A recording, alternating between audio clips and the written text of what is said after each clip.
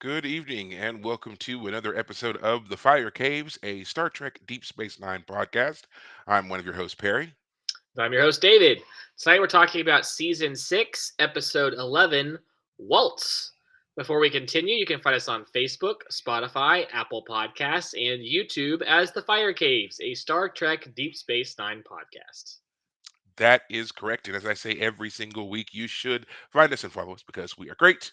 We are awesome. We are a good time. And I think that if, as you go through this episode with us tonight, you will definitely agree with that. I am so excited to talk about this episode tonight. So we're going to get into it really, really soon. Of course, we're going to do our kind of standard fare, of course. But before we get into that, I do want to address one thing I just become aware of. Um, I am aware now that we haven't had any new episodes out. Apparently something has gone wrong in the grand algorithm of podcasting, and all the episodes except for the first three of season six for us um, didn't post. Have no idea why. They just didn't. So if you don't understand why all of a sudden you went three episodes in and then skip straight to Star Trek Day and you feel like you're about a month off, totally understand. I, of course, have the episode saved. As a man who's in love with his own voice, I would never delete myself. So I've got everything saved. I'm going to re-upload the episodes. Unfortunately, because of the uploading limit, that means I won't be able to give you like all the episodes that we've apparently been missing all at once. I'll have to do them piecemeal. So for the next few weeks, you're going to get two episodes every week until we're caught up. Okay. If you want to stay up to date and get us at our absolute freshest and carrying on with the episodes, of course, you can watch us here live on YouTube every week. That won't stop. But if you have just been following along in the podcast, you'll know that we're a bit off. And so then, of course, when you eventually get to this episode explaining why we're off, sorry you're late, but now you Yeah. know why you're off. Okay. Um, can't help it. That's all there is to it. All right. Um, so, as always, like to do a little bit of a check in before we run into the episode.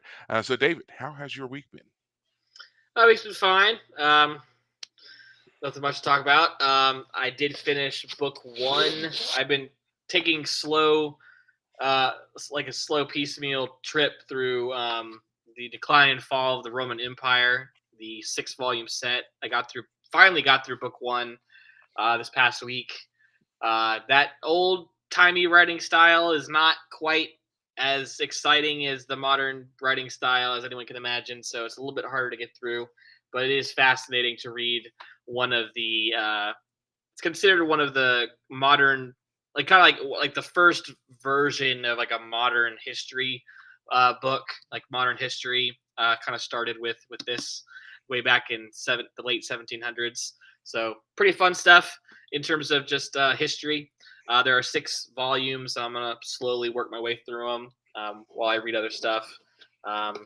Yeah, that was the only thing. Oh, I read that, and then I've mentioned the show Shogun, which I recently watched. Hmm. I got the book, started the book. Book is really really good, really interesting. It's been fun. The copy I have is listed as being 1,300 pages long.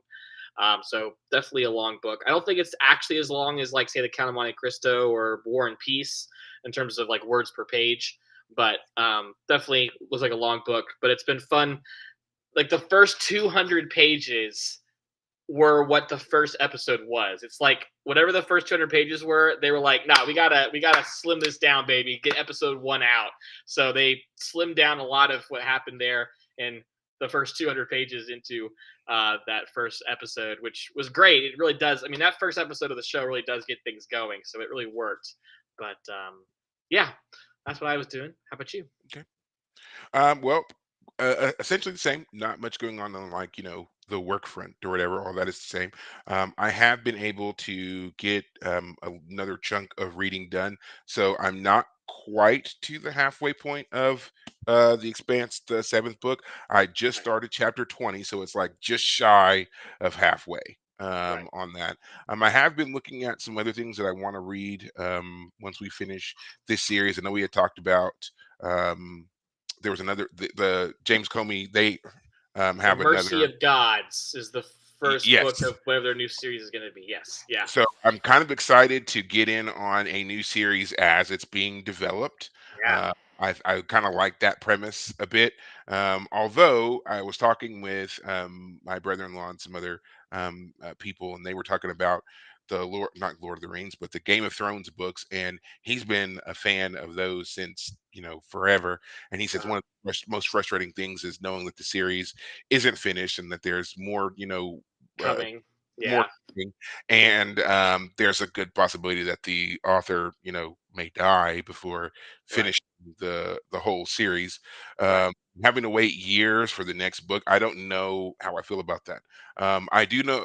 I will say also, the conversation did get me interested in reading the Game of Thrones books. I had tried a while back, and it didn't strike me the way that I guess I'd kind of hoped that it would, but maybe it's because I was so thoroughly into the expanse at the time. So it's just like that juxtaposition of, well, the storytelling is the same as The Expanse. It's one character tells their point of view chapter and yeah, goes and into that's certain and I thought that would characters. help me out a little bit, but I think it was really because I love so much sci-fi and kind of going into this kind of medieval-esque kind of world. Right, Um was a little bit jarring. So right, maybe after I finish this and as we're starting the next series, I might pick up the first book and try to make my way through that. I gotcha. do still want to read The Count of Monte Cristo because it's a great book. It's a great story. And if you've never read it, like, do yourself a favor and sit down and just go through 10 pages a week. Just start there, and I promise you that the story will grab you and you will end up finishing it in short order. It's a great story, Right. and yeah, I really want to read that again. And what else? I was moving stuff around, and like I found like a my old collection of just books and whatever else, and I was just like, yeah, I want to read that. I want to go through that. I want to use. So there's a lot on my list, and then also for some reason I was watching like '90s movies and realizing that '90s movies they really should be like in their own little bubble. The way that they're filmed, the action, the acting, all of it, like none of it makes sense in like looking back at it from today's standpoint and how we do movies and TV and all of it. Right. That stuff would never work. Like I watched a movie, it was called The Long Kiss Goodbye, and it's got Gina Davis and Samuel Jackson in it, right? And Right. she's an assassin, and Hey Perry, he's like, I need to go real quick. I'll be right back. I yeah, apologize. Be right back. Keep yeah, talking, and if all you right, need to have to recap, I'll be right yeah, back. yeah. That's okay. So, but yeah, it's Gina Davis, it's Samuel Jackson, and she's an assassin, and he's like, I don't know, like her helper, I guess, her spotter or whatever the situation is. They call those individuals, and uh, just the action of it. Like there's a whole scene where she's getting beat up and shot and she's thrown into a deep freezer and she escapes by blowing part of it up and he's blasted through a tree and then they're up in the next scene and they're running and shooting and then she chases down a speeding car on ice skates and she's making some miraculous shots from long range with a pistol and taking out people and no one's really hurt. Like, they get the cuts, they get the bruises, they're bleeding profusely, and yet it's not enough to stop them, not enough to slow them down, even in some regard. And and that movie is not the only offender of this. A lot of movies in the '90s have this trope of the protagonist being unstoppable, that no matter what you do to them, no matter what the situation is, they have an out. They can endure the pain, they can endure the torture, the trial, and come out the other end victorious. All of those early '90s Muscle Man movies, Schwarzenegger, Van Damme, Stallone, all of those movies definitely fall into kind of the apex form of this trope, and then but all the rest of the movies that were made in that time span all filtered down in there and have some evidence of it. Harrison Ford is guilty of it in any number of his movies throughout the '90s. I mean, you can't really think of a movie made during that time, especially if it falls into the action or action adventure category, where that is not the trope that they go with. And it almost seems like they're trying to top themselves with ridiculousness. Um, if you have watched our show at all, you know that I have this odd obsession with the 90s, and it's 90s television. Now it seems to be 90s movies, and just the way that they do things then, that we've moved so far beyond now that trying to go back and do them again would never make any sense, which is probably why I hate remakes, and also why I hate prequels, because they try too hard to recapture something, but it's like the essence of what that movie was in the time that it was made will never exist again. And another great example of this is the Independence Day movies. The first one, which was made in 96, I think, and then we had the one 20 years later, Resurgence. That movie is, for as great as the original Independence Day was, the new movie is awful. And it's awful because they tried to hit the exact same beats as they did in the first movie, and it won't work, and it all falls flat, doesn't work, because times have changed and TV has changed. So to watch these two movies that should exist, and do exist in the same universe, but again separated by 20 years, it just falls completely flat. And it was awful to watch. So, like, just as an example, in the Resurgence movie, we're looking at basically the next generation. It's the children, the literal children that we saw from the first movie. President Whitmore, his daughter that we saw in the Mm, first Independence Day movie, mm, Captain Hillard, the adopted son, or the son we thought he was going to adopt. We don't actually see that process right, in the movie, but now his son is now 20 years old, 20 something anyway, in that movie. The mother has, moved on from exotic dancing to, she's like a nurse or something in the hospital. But anyway, it's everybody has like aged out, and the kids are doing their thing, but they gave the kids the kind of same personalities as the parents before, and right, it doesn't work. It just doesn't work. They right, did not account for the shift in time and how people change and how society changes and any of it. So you've got deadpan delivery of one-liners that would have been great in the 90s but don't make sense 20 years later. The right. best performances, though, oddly, were from the original cast when Of they came course. back for their parts. Like Right, old President Whitmore showing up and being just crazy, but having all the details that we need to make the movie work. So, right. and Bill Pullman, once again, great, underrated actor, to say the least. I mean, he does such a great job in delivery in both the original and this one. Jeff Goldblum, always a delight. Never Right. seen that guy turn in a bad performance. Don't know what it is about him. I just like him, and even in this one, he's great.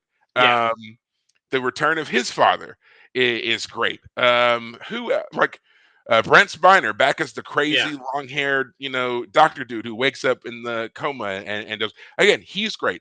Aspects of the movie are great, but there's so many things around it that just make it terrible. And I often wonder, as I watched it, I wondered, would this movie have been better if Will Smith was in it, playing the part he was supposed to play, instead Right. of having to write him out, because obviously Will Smith turned down the role? Right. And my immediate answer, and I stand by it still, is yes. I think that, the kind of actor and star power and ability that he has would have definitely heightened Yeah. the complexity of the movie. They would have had to have done more Right. to make his character important. But Right. because they had to write him out, I feel like that was kind of, without them saying it, it was, this movie should have been more about his character Right. than it actually was. Because if you remember from the first movie, he was all about trying to get into space. So now in this 20-year gap, it should have been about his career in space. Right. And then the elephant in the room, the Deus Ex Machina, the savior probe thing, awful. That it was, there was too much of them trying to do like one beats, and just it didn't work. Um, but yeah, so all of that to say, like, I've really taken another interest in like looking at things from the 90s again. So I'm telling you all this to apologize to you, because that just means that as we go through the rest of this show, I'm probably going to be back on making hardcore 90s references. So be prepared. Um, But we're not here to talk about all those things. We are here to talk about Star Trek Deep Space Nine. And here we are, 15 minutes into our show. So we should really get to it because this is a phenomenal episode. This was just a great, just powerhouse performances from two excellent actors, two people that we rarely see get to play with each other. And once again, it's kind of this minimalist delivery on Deep Space Nine that really lets our the talented actors shine. I was watching this episode and couldn't help but see parallels of another minimalist episode that we love so much, Duet, which had Major Kira and going up against Gold Merced Moraine or Goldar Heel, I think was his name. But anyway, doesn't matter. We're not talking about that episode. We're talking about this one. So, with that being said, David, do you want to do the recap or should I do it? I'm happy to do it, but I mean, you're so excited. I don't know. Should you do it? In the interest of time, I will do it because I want to get us to it, and I've already taken up so much, with Gotcha. other things. But we'll just make this really, really quick because there's a lot to talk about here. Basically, we are getting to catch up with what has happened to Ducat since the fall of the Dominion and them losing control of Deep Space Nine and so forth. As you will recall, the last time we saw Ducat, he had been on the station. They were waiting for the Dominion's resupply to come through the wormhole. The Defiant took off into the wormhole, and then when the Defiant came out of the wormhole, they were fully expecting a bunch of Jem'Hadar ships to be hot on their heels, but there were none. Cisco had brokered a deal with the Prophets, who got rid of all those vehicles, and then they had to surrender Deep Space Nine. There was a mad dash to get out of the station before the rest of the Federation fleet and personnel showed up. Ducat was looking for his daughter. He finds Zial. He tries to convince Zial to come. Zial says no. There's a little bit of a scuffle between the two of them, which ultimately ends with her being shot by Ducat's underling, Damar. This seems to have, as we see in this episode, seems to have broken uh, Ducat, as we saw at the end of that last episode, as I was saying, he was like just, totally distraught and lost when the rest of the Federation officers find him later Right. on. He's taken to what we can assume is a prison slash medical facility where he's being treated for his psychotic break that he apparently has had.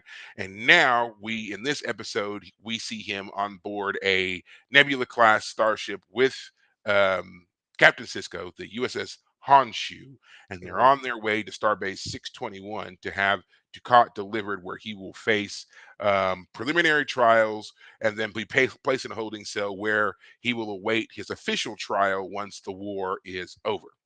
On their way to this, the ship gets attacked by some Cardassian ships, and the Honshu is destroyed. They are able to make it to some escape pods, a shuttle, so forth. They land on a random planet in the middle of nowhere, which seems to be quite inhospitable. And Ducat sets up the emergency beacon because Cisco has been badly injured. He's got a broken arm, plasma burn, so forth and so on. And so basically, Ducat is saying, "Hey, I'm sending out a general distress call. Someone will pick up our signal. It'll either be a friend or a foe to one of us. So whomever gets us gets us." Cisco seems to, believe him for the most part, but then later on, through some, he's looking through their things and whatever else, he discovers that Ducat has not actually fully activated the beacon.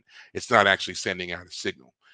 During this time, on Deep Space Nine, Kira alerts everybody that the Honshu has been destroyed. Starfleet is sending out another ship to do a search and rescue. It'll be one other ship and the Defiant to do the rescue, but there's a time limit. There's a convoy of Federation soldiers that will be emerging from the Badlands and needs to be protected. And the The Defiant is Defiant. the only ship that can do it. So they have 52 hours to search this area where the Honshu went down and hopefully find Captain Cisco. But it also takes like 12 hours there and 12 hours back. So they really don't have much time at all to look for the captain. Also, during all of this, Ducat is not actually well. He's seeing people. He's seeing Damar. He's seeing Wayoon. He's seeing Kira, and he's having these kind of well, they are internal arguments with them, clearly showing that the stability that he had been evidencing earlier was tenuous at best, and that he's Mhm. lost it. And so now he's really slipping. The more he deals with each of them, the worse it gets. And each one seems to represent a different part of his psyche. Um, Wayoon is the more ruthless part of him. Ducat is more the sympathetic. Not It Ducat, wasn't, what's his or not, yeah, Demar. Damar. Yeah, there you go. Demar is the more sympathetic. It's not all bad. It's not all your fault. You can still redeem yourself if you do this, this, and this. And then you have Kira, who is the just the loathsome, we hate Self-hatred. you. Yeah. Yeah aspect of him. Mhm. He seems to also have really fixated on Captain Cisco, and he really wants Cisco's understanding of him and his situation. And he seems to really want Cisco to identify with him as his good friend, his Yeah. best friend. He wants this kind of equality, camaraderie between them, which Cisco is just not really playing into. Right. Um, Cisco discovers the thing about the beacon, and he realizes that Ducat's probably going to kill him while he's got it trapped here. So he tries to figure out a way to fix it. He does, tries to cover up for it, almost gets away with it, but again, Ducat has a psychotic break, ends up discovering that Cisco has figured out a tool to fix the thing, which it ends up with him blowing it up. He and Cisco exchange blows, which is really him just beating the crap out of Cisco because he's already injured with the broken arm and everything else. But then again, because of his craziness, Cisco's able to get the drop on him and seemingly knocks him out. Cisco makes his way to the shuttle, tries to get on the shuttle and leave because Ducat had lied earlier and saying that the shuttle was inoperable. Tries to leave, but Ducat wakes up, attacks him, throws him off of the shuttle, and swears to Cisco basically that um, as far as he's concerned, Bajor is dead. He's going to do everything in his power to wipe out Bajor.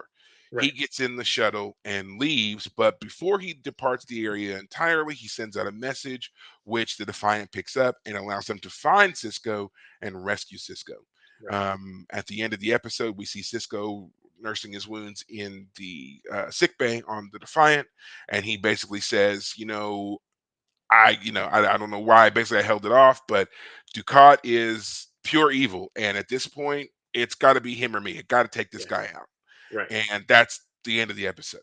Right. Um, if you want to go back and watch it and get all the full details, I highly recommend that you do. This is a great episode with great performances from Avery Brooks and Mark Alimo, and you should just go watch it. Right. But with all that being said, since you're here already, we're gonna tell you about it. So here we go. Um, Obviously, first and foremost, since David, you've never seen this episode before, what did you think of Waltz? Yeah, this is an interesting one. I'll start by saying that I felt so. Cisco starts the episode. He comes to Ducat. He's in his cell. Ducat is in this very, I guess, humble, submissive position. He's on his knees. He has his hands on his knees, but palms out in like a supplication type position. Not to Cisco necessarily, but it's this position of like he's he's I thought he was empty. praying. I thought he Yeah, was it's praying. it's like he's That's praying. He's yeah. he's emptied himself. And then when he talks with Cisco, he talks as if he is, well, like I've recovered quickly from my mental instability.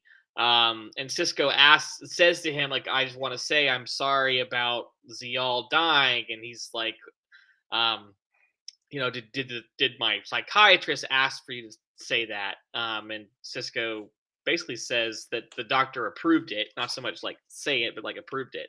Mhm. Um, and like so, uh, Ducat is all basically kind of like suspicious, but town playing it, and we're friends. And but the part that was weird about that whole scene is Cisco is in this Cisco is telling Ducat that I'm going to have to testify against you, and I can't say whether or not I think you're guilty of war crimes or whatever. He's playing it. It's like Cisco is sad to see Ducat in this position. sorry to see Ducat humbled, and he's reluctant to try and like impeach him, which is then juxtaposed later in the episode when Ducat is like demanding that Cisco agree that what he did was justified in ruling Bejor, and Cisco doesn't hold back. He's like, "No, what you did was wrong. You are deserving of retribution and punishment." I forget what exactly Cisco says, but like Cisco went from the beginning of this episode of being like, "Oh, Ducat, oh no, Ducat," to like, "I hate you, dude. You're the worst." And it's like that's where he should have been in the first place. Ducat had, as you and I have talked about, had by this point blown any credibility, any sort of like redemption arc that he was trying to go on by now. And so for Cisco to start the episode of like, "Oh, your arc of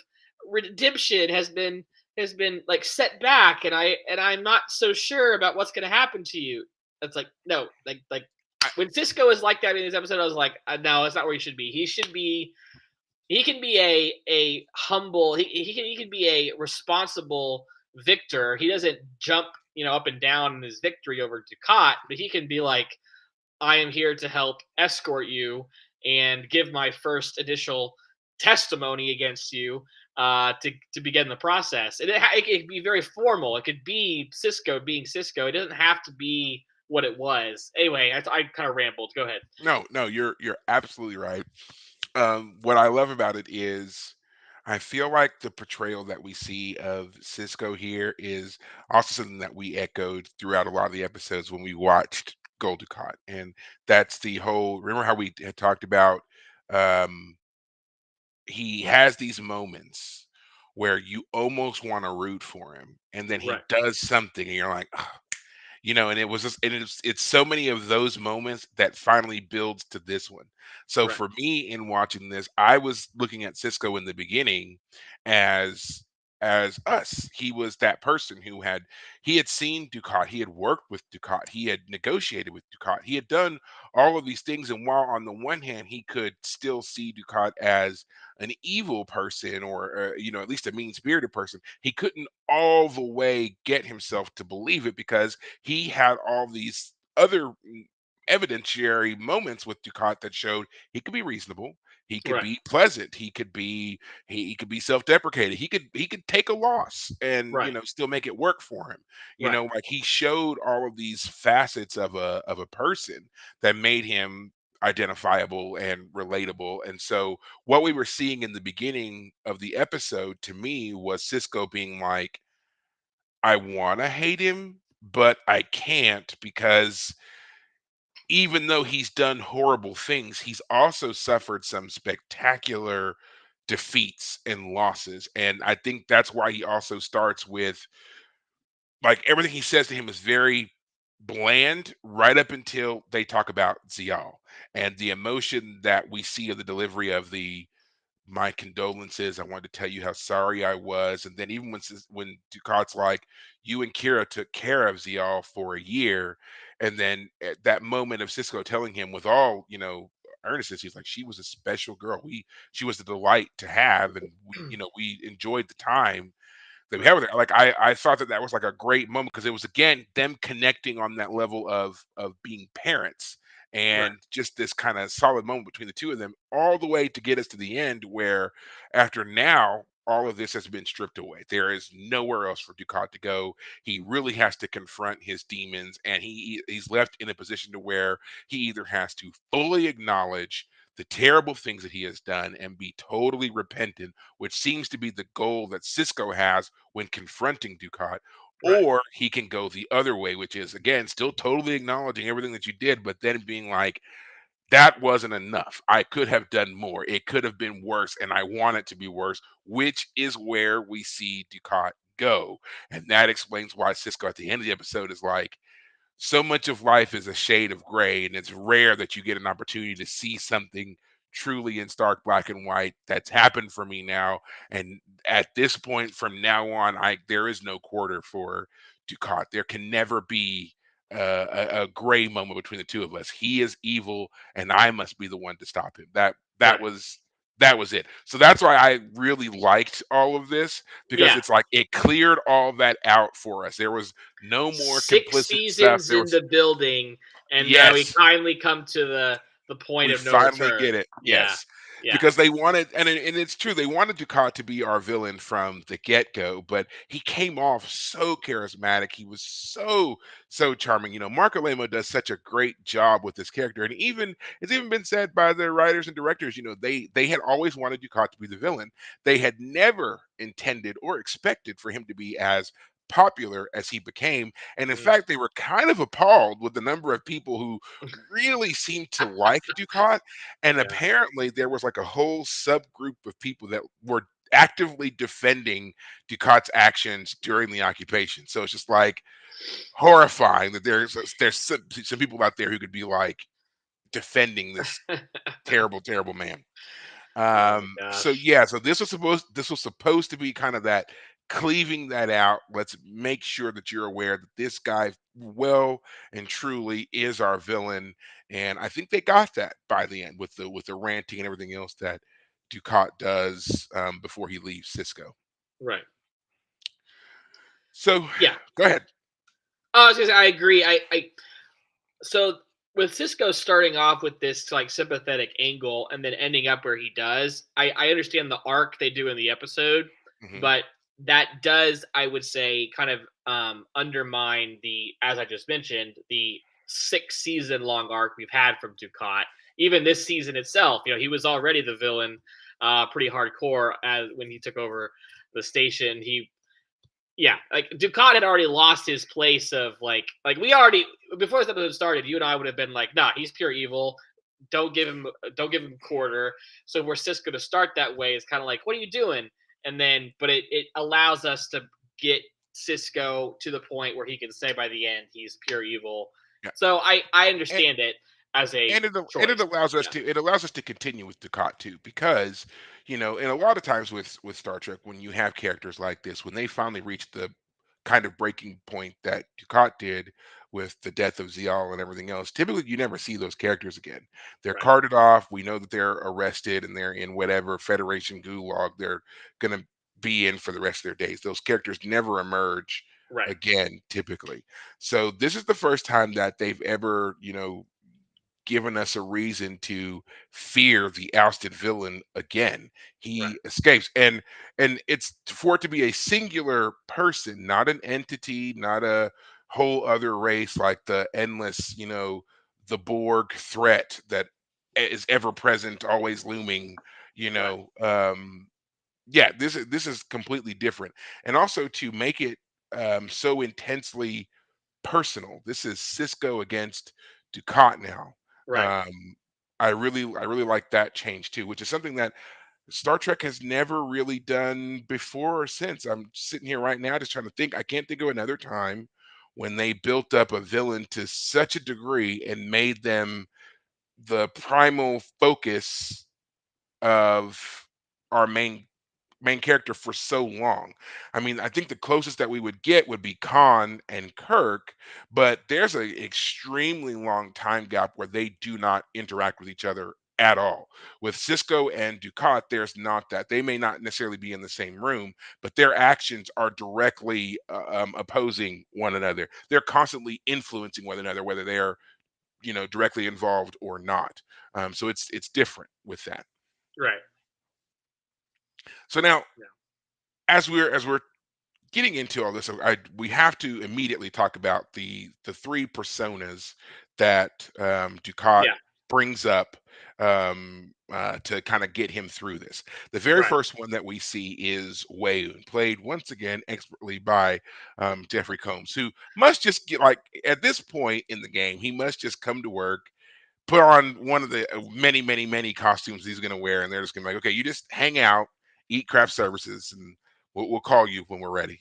right, So we see him as Wayoon, and in this one, the eager to please, sycophantic nature of Wayoon has kind of dropped away, and now he is more of the ruthless administrative force of the Dominion. He's like, mhm, you're so worried about what Cisco thinks of you, but here's what the Dominion would have done.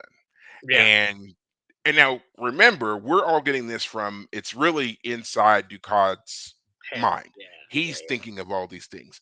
But out of all three of them, who do you feel like stands out the most and probably had the most influence over where we see Ducat end up?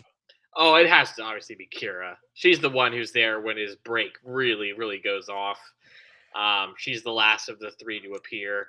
She's also, as I said, the one that's the most against Ducat himself. I mean, Wayun mocks him, and Damar is sympathetic, but Kira, again, Ducat's whole thing, it's always been this way, and it really comes to a head in this episode, is Ducat always wanted what was best for the Bajorans. And if they would just be good children and sit down and take their medicine, they could be loved by him and love him in return.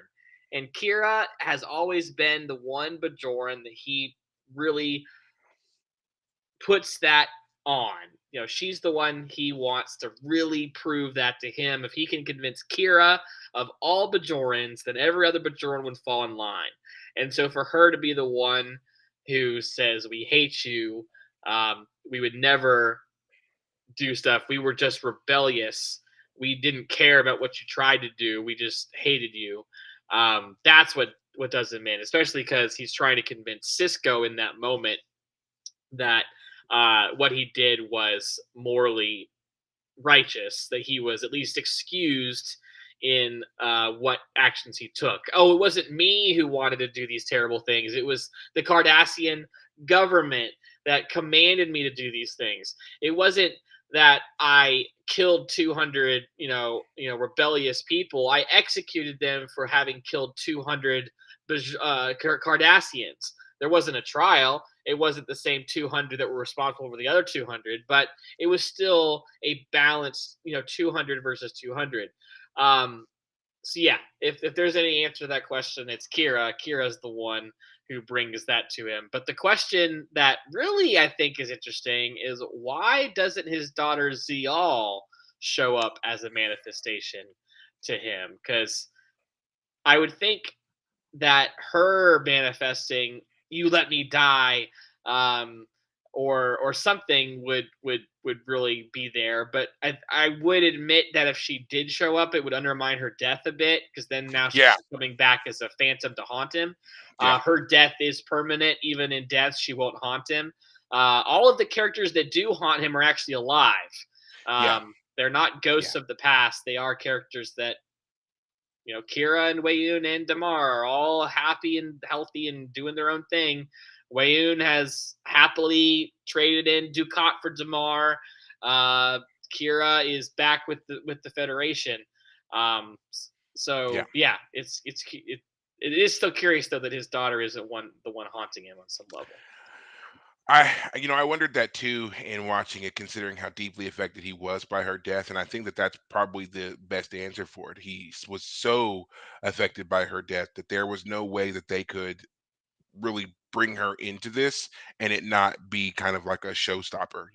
Yeah, Being confronted by her and and having to deal with the last thing she said to him, because a lot of the last words that Zial uttered to him were about him being, an evil man and right. all that other kind of stuff. So having to really deal with that, that was what he seemed to be wanting to distance himself from, at least at first. And he couldn't understand why people were trying to paint him as such. Even when he's going through his big speech with Cisco, he is saying that, I tried to have an even measured hand with the Bajorans, and every time I reached out to them, they, slapped it away. They, did all these terrible things, but I still tried to be measured. I increased food rations. I ended child slavery. I, cut their workloads by 50%. I did all Right. these things, and as pointed out, is there even a single statue of him on On Bajor. Bajor? And yeah, it was 40 years after this had all Yeah, started, and the occupation had already been going on for 40 years by the time he took yeah, over as prefect, and he's just so utterly disdainful of the Bajorans, and he's like, they wanted us to treat him as equals, but they're not our equals. they were We were a 100 years century, behind. Yeah, yeah, we were a century above them, which a century is really like it's not that long, you know. So it's just like really, yeah, a lot of what he says can, it's obviously supposed to be meant to be picked apart to a certain degree, which Cisco does. right. And yeah, I think you're right. I think Kira is the one that really pushes him over the edge. He seems to respond the most viscerally to her. Um, it's interesting that she is the tipping point because Damar is kind of the one who's pointing out a way towards a certain kind of redemption, at least in the eyes of other Cardassians. He's telling them, he's like, some of this is not your fault. And there are ways to explain away certain things. And there are ways that you can begin your path to recovery and getting your position back, your stature back. One of the things he's even suggests, he's like, if you take the shuttle and you kill Cisco and you bring the broken, battered, dead body of the emissary to Cardassia, they're going to welcome you. They're going to reinstall you, which your fall from grace will be over. Which, in a lot of ways, Damar kind of represents the old way of thinking that Ducat had. One thing that Ducat was always about was himself and his own promotion. And Ducat really seems to be like giving him a way to kind of get back on that path again, whereas Wayoon and Kira seem to represent these two other extremes of his personality, which he ultimately gives in. And even their performances were great. I loved kind of seeing this more unrestrained, almost unhinged version of Kira, and who's just like, you're pathetic. He's going to Yeah, beat you. Once again, he's going to beat you.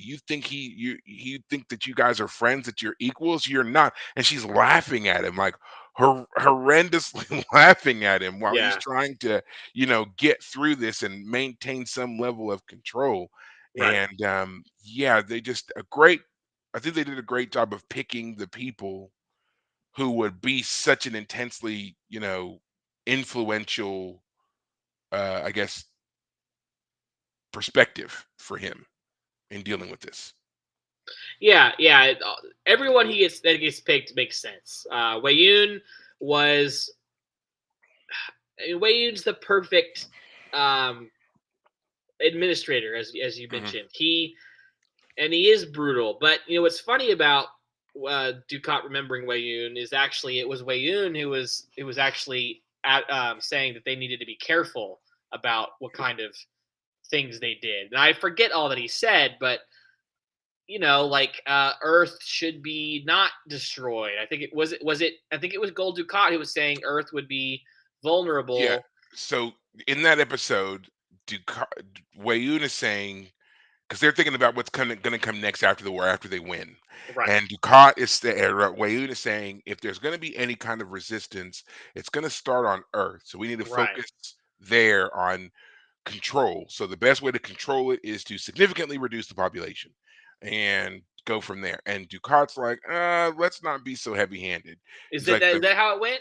that's Okay, yeah, because Ducat okay. says he Well, then I'm says remembering it wrong. Okay, yeah, because Ducat says the purpose is to make them realize that it was wrong for them to oppose you in the first place. right, right, And right. then after that, if they once they've learned their lesson, once they've been appropriately broken, then if you want to execute good scores of them, that's on Then you. go But for the it. point Yeah, is, we must break them. We right. must, he says that was the failing of the Bajoran occupation. They never totally broke the Bajoran spirit. Gotcha. I really, I wish I had gone back and watched that part of whatever episode that was. It'd be hard to find it because it, 6 episodes. I guess I know it was one of the later ones, but anyway, knowing which of those episodes that happened in, it would be great to like watch that scene and then compare it to how Gold Ducat talks here. It was the one where it is, I want to I say think it's Sacrifice episode of the five. Angels. Yeah, Yeah, Sacrifice of the Angels. That's the one. The last of because the six. Okay. yeah, because they're talking about the mines coming down and all the forces coming, reinforcements coming back through, and then they're going to move on to their next phase of the plan of taking over the Alpha Quadrant.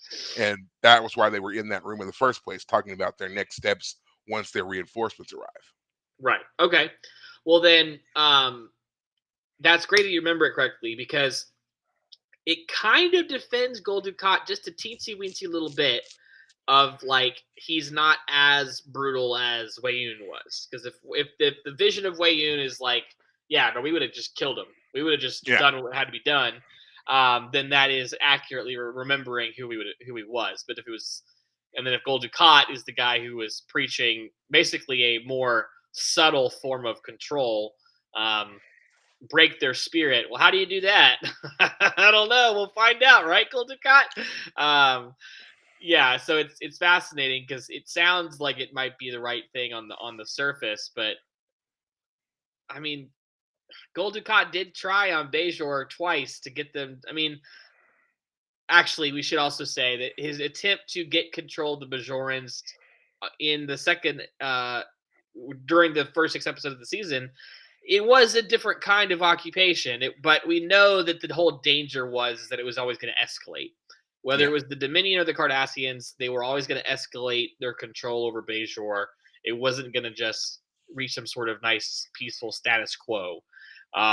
So Gul Dukat has always, even if he was legitimately trying to preach some sort of temperance, he himself proved that he was willing to be to exact retribution, and that things will typically get more intense.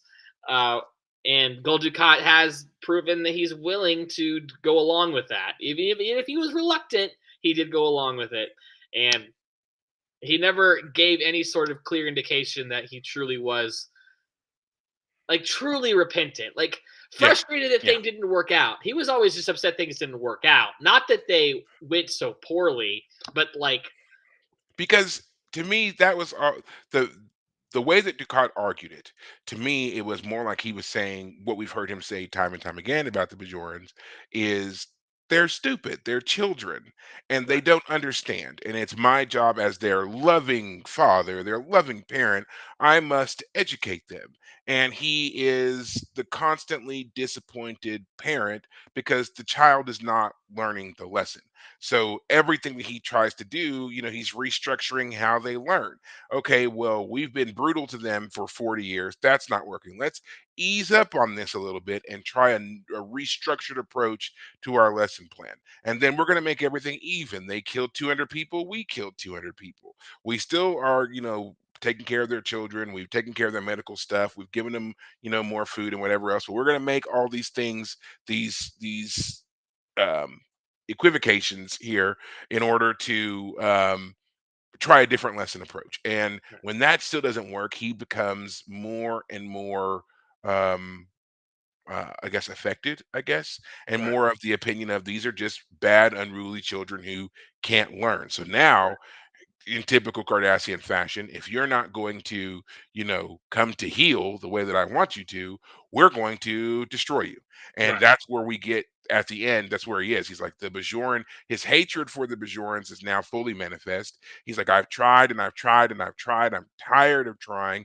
I've suffered so much. I'm the victim here. I've tried so hard to get you guys to come to the table here and be the appropriate subservient, obedient, children that you're right, supposed to be, and recognizing your betters, right, and your refusal has now pushed me over the edge, and now I just want to be done with you entirely.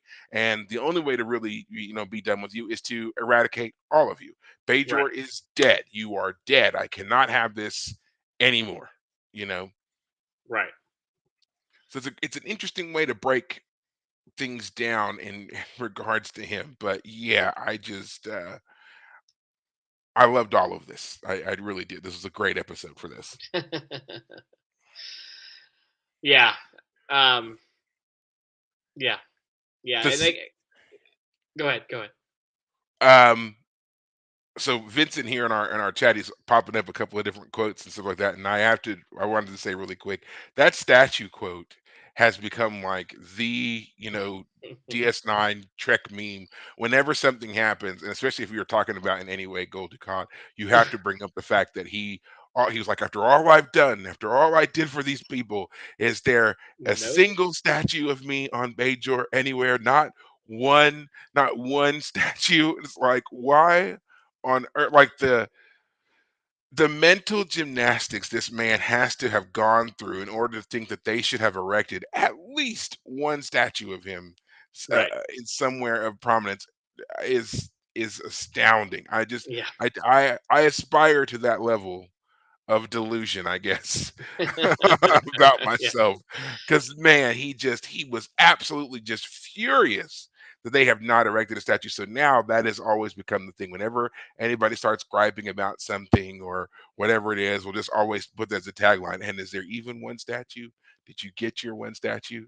Oh man, it's great. So from now on, whenever you see it, that's what you'll know now. That's what this is from. Um, so after talking about Ducat, of course, we have to turn our attention to the other star of the episode, none other than Captain Cisco himself, Mr. Avery Brooks. And as always, I think we will agree, he turns in a great performance in this episode, being more the he's I wouldn't even say he's the star of the episode. I really feel like that goes to Ducat, I would but agree. Yep. he's great for pushing Ducat, Yeah. for goading him, and the scene between the two of them where they're shouting about evidence, cite your source, that kind of thing. Great scene between the two of Yeah. them. Yeah. But what do you think of Mr. Brooks here and Captain Cisco dealing with Ducat? Yeah. So like I said, I think him starting off with this sympathetic angle is a little bit off for the entirety of the show. For the episode, it helps bring the arc fully around. But yeah, Avery Brooks does a great job. He does have a great sympathetic face. Cisco is a man who has seen some tragedy, and so he can. I mean, his child hasn't died, but his wife has, so he can relate to Gold Dukat. He can sympathize with him. If Gold Dukat wasn't the cynical bastard that he is, he actually could be friends with Cisco because Cisco is a friendly guy. But the Gold Dukat's immediate reaction to everything that Cisco does is with cynicism, with the ironical twist to it. Oh, it was just the psychiatrist who told you to say that. But yeah, when he later gets into that shouting match with Gold Dukat, I mean, yeah, Avery Brooks can yell anybody down. He's got a Yeah, great. yeah, great He can be voice. sympathetic, but also the voice of justice, which is Yeah, exactly funny because it's exactly what Gold Dukat accuses him of being of, the arbitrator of yeah. truth and justice. It's like, well, Behold, behold Benjamin Sisko, the supreme arbiter of right and wrong in the yeah, universe. yeah, exactly. And Avery Brooks has got the The righteous anger to, gravitas, yes, he's yeah. got it. Yes, he can do it. He does deliver it so well, that Yeah. righteous fire in his voice. Um, yeah, it's great. Yeah, It's which is great. why when he, starts telling Gold to cut off, is actually great. If anything, if I were to critique anything about that opening part with Cisco, is just it Cisco comes off as like he doesn't know whether or not Gold Dukat is evil. He doesn't come off as like, I'm withholding judgment because this isn't the place for it. I'm trying to connect with a prisoner, someone I know, and I'm just trying to, talk to the person, because I think the episode opens with him saying it's been 2 days and I haven't been able to see him, and now I finally get a chance. So if it started off with Cisco just like, hey, I'm here. Like I could see. I do Yeah, have an opinion, but I'm not gonna make that the focus of this conversation. But it goes to the direction of like, oh no, I don't know what, I'm not the one who gets to pass judgment I could. on you, so I can't say if you're guilty or not. And it's like, no, no, I I, I I will agree. I agree with you. I think that you're yes, I will agree with that. I think that that's right. I But I also think that it was the intention. I feel was supposed to be Cisco was supposed to be demonstrating that as a Starfleet officer, he is separating himself from making Yes. this decision. But Right. you're right though, it does not come off that way. It comes off more like he is unsure, like he's on Yes. kind of shaky ground, instead of it being framed in the way of, I've done my job by bringing you to justice. The Right. next part is for other people to decide. Yes, Yes. I will be giving my testimonial, but Right. that's it. And what they decide Right. after that, like, I have no say, no sway, no nothing. But it doesn't seem that way. It makes Cisco seem like he is kind of restraining himself. Like in those moments, he wants to kind of lay into Ducat then, but he's Right. intentionally holding himself back, which does come off, like you said, like he's, on the fence almost. But I wouldn't, About Ducat. Yeah. Yeah. Yeah. yeah, yeah, Yeah. I agree. Yeah. Um. It was if because the Cardassians have the guilty until somehow magically allowed to be innocent Hmm. justice system. If that's how he had approached Ducat, saying, "Well, I definitely we have interacted many times, and I think I know you. But in your favor, our system of justice allows you to start with a innocent until proved guilty system. So you will be able to go before a group of people who do not know you, and you will get a chance to fully explain yourself as you see fit.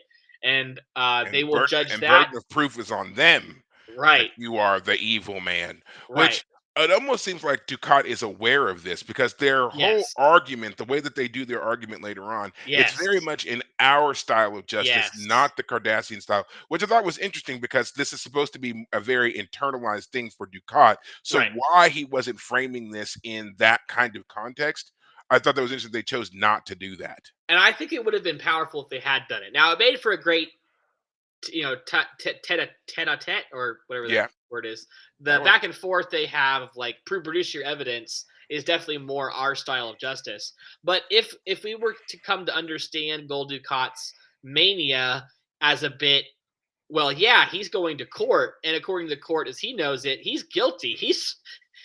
I mean, if he's going to prove himself innocent, it has to be before the trial even starts. He has Mhm. to get Cisco to turn this ship around, basically, and say, no, it turns out he's not guilty. I can't bring him before a court because that court would start off with the guilty verdict, not at least innocent until proven guilty verdict. So yeah, I think that would have been interesting, but of course it was all the way back in the end of season 1 that we had O'Brien taken to the Cardassian court system and see how that played out. So it's been so long that whether it's the showrunners themselves or they just didn't think their audience would have remembered that well enough. It's disappointing that they didn't start there, at least give us some glimpse into maybe why Gul Dukat would be thinking about his own justice system, because I think that would help explain his mania a bit. But oh well. Well, now that we're talking about this, I almost think that it does, because considering that in the Cardassian justice system, they start from a premise of you're guilty, Mhm. right? Ducat is a person who's never thought of himself as guilty. He Right, was 100%. always justified in everything that he did. So it would explain why he never would start from there, because that would be, you have to, at first, in order to start at guilt, you must admit you did something wrong. Right, He never does. He right, never admits he did anything wrong. right, And whenever it comes close to something being wrong, it was never his fault. Like right, the occupation, again, he says the occupation was already going on for 40 years before he got there. right, So all the brutality that he has been, maligned with, he's trying to say all that happened 40 years before he showed up. But we know that even while, yes, since we know about the structure of time, you can't be attributed for all of it. We know that during the 10 years or whatever it was that you had, as prefect, that you did horrible, horrible things. Like even Kira says he presided over some 5 million Cardassian or Bajoran deaths, five right. million in 10 years. Yeah. That's And he it's tried astounding. downplaying it as like a couple 100,000 to start, and then Right. yeah, And yeah, and we know, since this is, again, Kira is his internal voice. When he says that, when he says a couple thousand, like she says a couple thousand, try a few million. We right, know that he knows yeah, that it was really several million. right, So it's those things right there that's kind of cluing us in that he does things to either equivocate or really just mitigate his involvement or the full scale of his Right. um of the blood on his hands for Right. stuff. So again, that I think that it also explains, like I said, why he didn't choose to start there. It's much easier to work to defend your innocence than to build a case on why you're not guilty. Right. Which, 100%. you know, Yeah. yeah. Yeah. Because that's, yeah, the whole beauty of our system is you have to prove the guilt, not Or the state disprove has to the. prove the guilt. Right. In our system, the state has to prove it. He Right. doesn't have to do anything but refute what the state says, and Exactly. it's a who do you think did a better job on that? Right. Yeah, but I mean the whole point is like it's impossible to prove innocence per se. It is possible, or at least the argument in court is that it is possible to show guilt. There is motive, there's the weapon, or if you're talking about murder, Mhm, there are details that prove guilt. mhm. Innocent, I mean, what does that even mean, in terms of non-guilt versus guilt?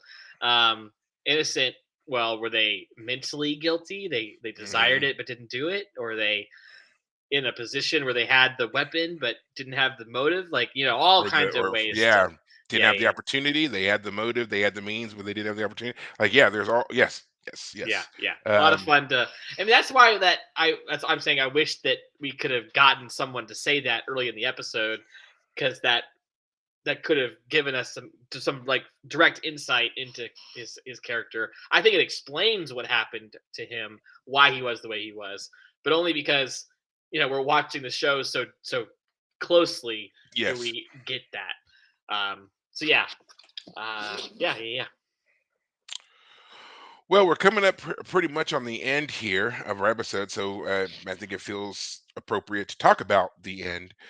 We see Cisco now having been rescued. He's on the Defiant. He is healing. We didn't really talk much about our crew on the Defiant, which I don't really feel is totally necessary. Their mission was basically search and rescue. We don't really see a whole lot of interaction with them. We know that they're on a time limit, but it the story was definitely not about them. Um, the Right, only real flare up that we see is when, their time is has run out, and they need to, go on, and Bashir kind of puts up a fight about it a little bit, and Worf dismisses him. So, there's that. But at the end, we see Cisco here, and he's saying, there's all these shades of gray. We've seen it in almost every aspect of our lives, and it's very rare that you get such a polarizing moment. But there finally is one, and here it is. And this Ducat is evil, and I'm gonna have to be the one to take him out. So, with that final statement from Cisco, what do you think here? Do you feel like this is kind of in line with Starfleet, or is this more just kind of Cisco's code on being like, I have to be the one to take this man out? that's an interesting question because he's the emissary, right? And Mm, Ducat was like, what would the Bajorans do if I brought back their dead emissary? Wouldn't they worship me or something? Like, that's how messed up Ducat is. No, I think they'd be kind of upset if the enemy they've hated all this time is also the one that somehow brought back the body. I think they think you're the one who caused that body to be dead. You know what I'm saying? But anyway, yeah, it definitely seems a personal choice. Like, I've been the one who's worked, up against Ducat. Like, they're equals in terms of their military positions within the Federation and the Cardassian government. Um, and he's given Gul Dukat the chance to be an ally, and they have been like reluctant allies at times. They mhm. have worked together when necessary. I mean, Gul Dukat has always had this approach of like, well, why don't you appreciate how awesome this is? Like, that's how he does this episode too. Like, he starts in this episode when they're in the cave and they're first down there. He's like, why can't you laugh at this funny situation? Just 12 hours ago, I was a prisoner and you were in charge, and now our roles have reversed. Isn't fate so capricious? Right, And right. it's like that's been his attitude every time. And so Gul Dukat truly, I think that's what's actually really important. Gul Dukat is not different than he was at the beginning of the show. He is the same character. It's not like they've done some sort of massive like change to him over the seasons and he's Hmm. become some new guy.